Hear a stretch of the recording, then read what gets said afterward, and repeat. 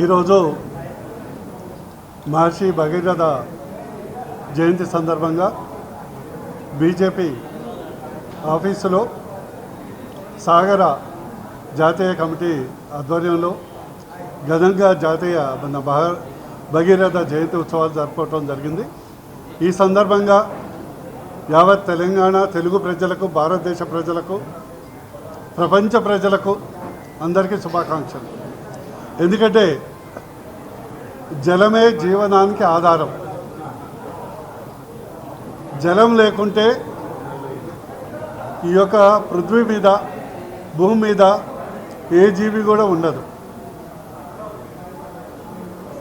భగీరథ మహర్షి గారు అఖండ తపస్సు చేసి అటు బ్రహ్మదేవుణ్ణి ఇటు శివుణ్ణి మెప్పించి ఈరోజు మనకు గంగను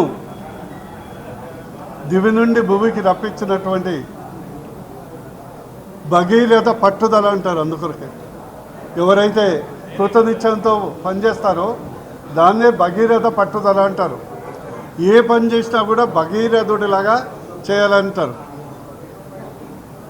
అందుకొరకే కేవలం భగీరథ మహర్షి అంటే అది కేవలం ఒక కథ కాదు.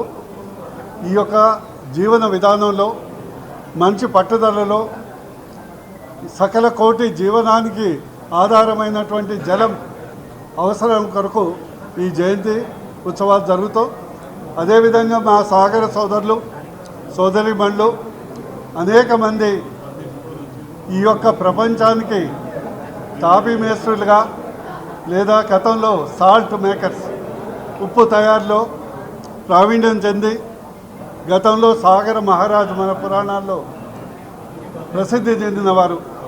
ఖచ్చితంగా బీజేపీ పార్టీ తరఫున ఒకసారి తెలంగాణ రాష్ట్రంలో బీజేపీ ఏర్పాటు అవుతే సాగర కమ్యూనిటీకి అటు రాజకీయంగా, ఆర్థికంగా, అవసరమైతే సామాజికంగా అన్ని రకాలుగా గుర్తింపు వచ్చే విధంగా చూస్తాం.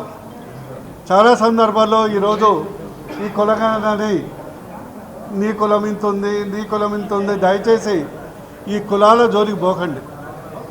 కులము కాదు, మనం అందరం ఆర్థికంగా ప్రగతి చెందాలి. అదే మోడీ గారి లక్ష్యం. అందుకొరకే సబ్కా సాత్, సబ్కా వికాస్, సబ్కా విశ్వాస్, సబ్కా ప్రయాస్.